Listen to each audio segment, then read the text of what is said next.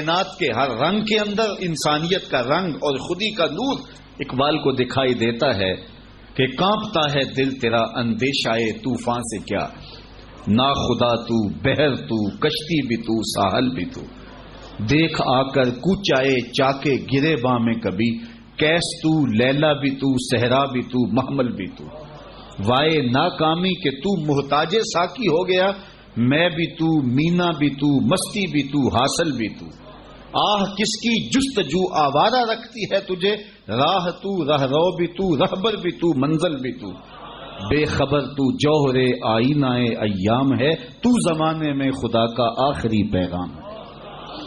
تو جب خودی سے آشنائی ہوتی ہے تو پھر کائنات کے سارے رنگ ایک وجود کے اندر دکھائی دیتے ہیں، وہ وجود انسان ہے، اور پھر وہ رازدان بن جاتا ہے، فطرت کے رازوں کا امین بن جاتا ہے، پھر وہ خودی کا ترجمان بن جاتا ہے، پھر وہ راز کن فقاں بن جاتا ہے۔ تو راز کن فقاں ہے، اپنی آنکھوں پر آیا ہو جا، اپنے آپ کو دیکھنا انسان تو کہاں کھڑا ہے، وفی انفسکم افلا تبصرون، ذرا من میں جھانک کر کے تو دیکھ، بلے شاہ اڑ دیاں پھڑنے جڑا اندر بیٹھا کبھی پڑھیا ہی نہیں۔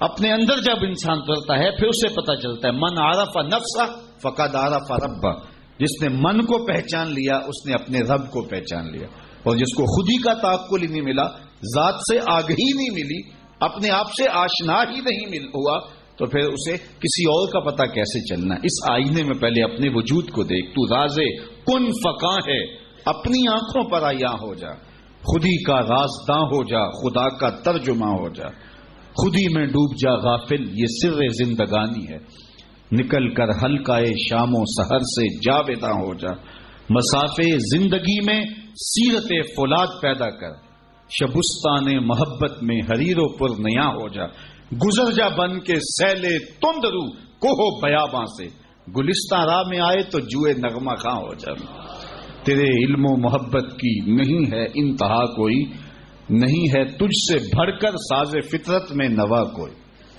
تو یہ وہ آواز بنتی ہے، تو یہ جب عشق رسول سے تربیت ہوتی ہے اور جب کتاب اللہ سے جڑنے سے من میں اجالے ہوتے ہیں اور زندگی کو زندگی کا حقیقی روپ ملتا ہے، تو پھر انسان کہاں کھڑا ہوتا ہے۔ کبھی ایسا نہیں ہوا، کبھی بھی ایسا نہیں ہوا کہ اقبال کے سامنے حضور کا نام لیا گیا ہو اور وہ بچوں کی طرح بلک بلک کے رویا نہ ہو، اور کبھی بھی ایسا نہیں ہوا کہ علامہ اقبال قرآن مجید کی تلاوت کرتے ہوں اور آنکھوں نے آنسوں کا خراج نہ دے۔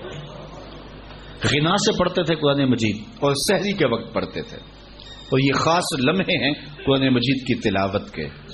جب آخری عمر آئی 1938 کے اندر، آپ کے گلے کا مسئلہ ہو گیا تھا، تو جو ہے وہ کلام مشکل ہو گیا تھا۔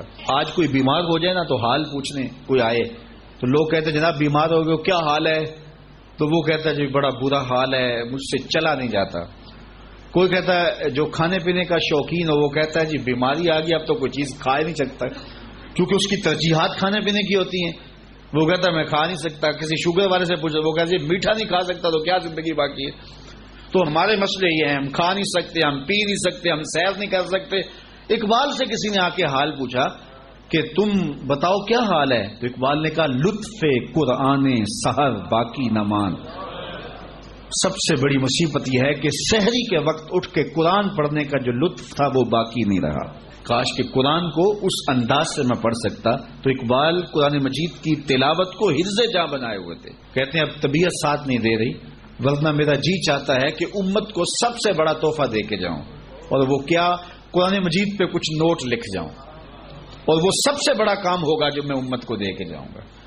انہوں نے بال جبریل لکھی، انہوں نے زبور عجم لکھی، جاوید نامہ لکھا، اسرار و رموز لکھی، چھ باعث کردہ اقوام شرق، کیسی کیسی کتابیں لکھی جو عجوبہ روزگار سمجھی جاتی ہیں، لیکن اس کے باوجود کہا کہ اگر میں قرآن مجید پہ نوٹ لکھ کے دے جاتا تو یہ سب سے بڑا کام تھا جو میں قوم کو دے کے جاتا۔ تو اقبال نے یہی نصیحت کی کہ کتاب اللہ کے ساتھ اپنے تعلق کو مضبوط رکھو، کتاب زندہ قرآن حکیم، حکمت او لا یزالست و قدیم، یہ زندہ کتاب ہے، ہر دور کے تقاضوں کو پورا کرتی ہے اور زندگی بخش کتاب ہے۔ بلکہ ایک مقام پہ اقبال نے ایک بات کہی ہے، ذرا اس پہ توجہ آپ کی چاہوں گا۔ اس نے کہا فاش می گوئم آنچ در دل مزمرست، میں کھل کے نہ کہہ دوں جو میرے دل میں چھپا ہوا ہے. کتاب اللہ پہ بات کرتے کرتے اقبال نے کہا فاش می گوئم، کیا میں کھل کے آنچ در دل مزمرست، جو میرے دل کے اندر چھپا ہوا ہے ابھی تک میں بیان نہیں کیا. پھر کہتا ہے ای کتاب نیست چیزیں دیگرست، یہ کتاب نہیں، یہ کوئی اور ہی شے ہے. گر تو می خواہی مسلمہ زیستن نیست ممکن جز بقرآن زیستن، اگر تو مومن بن کے جینا چاہتا ہے تو قرآن کے بغیر ایک قدم بھی نہیں جی سکتا ہے، ایک سانس بھی نہیں جی سکتا، ایک قدم بھی نہیں چل سکتا. آپ جانتے ہیں کہ 1912 کے اندر طرابلس میں ایک جنگ ہوئی تھی اور اس میں بہت سارے مسلمان شہید ہوئے تھے. مسلمانوں نے اپنی بقا کی یہ جنگ لڑی تھی. تو اب اقبال اس کا حوالہ دے کے حضور کی بارگاہ میں ایک اللہ اکبر، گراں جو مجھ پر ہنگامہ زمانہ ہوا، گراں مجھ پر جو ہنگامہ زمانہ ہوا، جہاں سے باندھ کے رخت سفر روانہ ہوا. یہ تصور کی کائنات ہے. فرشتے بزم رسالت میں لے گئے مجھ کو.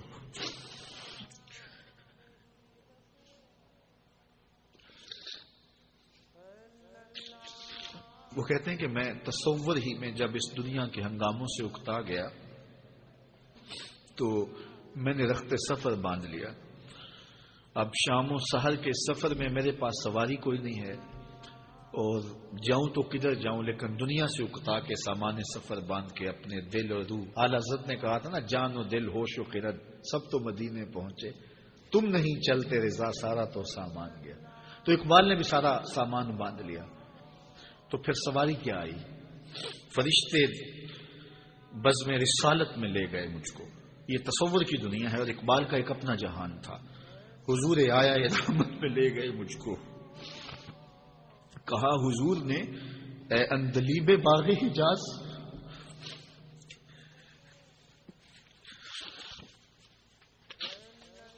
کہا حضور نے اے اندلیب باغ حجاز، کلی کلی ہے تیری گرمی نواز گداز، ہمیشہ سرخوش جام بلا ہے دل تیرا، فتادگی ہے تیری غیرت سجود و نیاز. نکل کے باغ جہاں سے رنگ بو آیا، نکل کر باغ جہاں سے رنگ بو آیا، ہمارے واسطے کیا تحفہ لے کے تو آیا.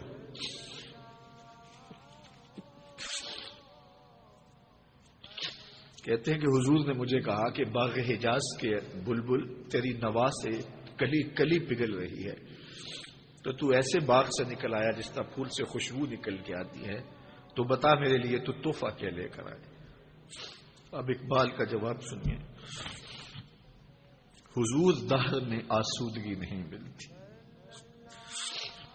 حضور دہر میں آسودگی نہیں ملتی، تلاش جس کی ہے وہ زندگی نہیں ملتی. ہزاروں لالا و گل ہیں ریاض ہستی میں، وفا کی جس میں بو ہو وہ کلی نہیں ملتی. مگر میں نظر کو ایک آبگینہ لایا ہوں. یہ 1912 کی بات ہے جب طرابلس کی جنگ لگی تھی. مگر میں نظر کو ایک آبگینہ لایا ہوں، جو چیز اس میں ہے جنت میں بھی نہیں ملتی. جھلکتی ہے تیری امت کی آبرو اس میں، طرابلس کے شہیدوں کا ہے لہو اس میں. اگر اس دور میں اقبال ہوتا اس کا کلیجہ پھٹ جاتا. یہ تو طرابلس کے شہیدوں کا لہو لے کر کے گیا تھا اقبال اس زمانے میں، اب برما کے شہیدوں کا لہو بھی لے کے جاتا. اللہ اس شخص کی قبر پہ کروڑوں رحمتوں کا نزول کرے اور امت کو پوری دنیا کے اوپر وحدت نصیب فرمائے. یہ امت علم کی عمل کی راہوں سے گزر کے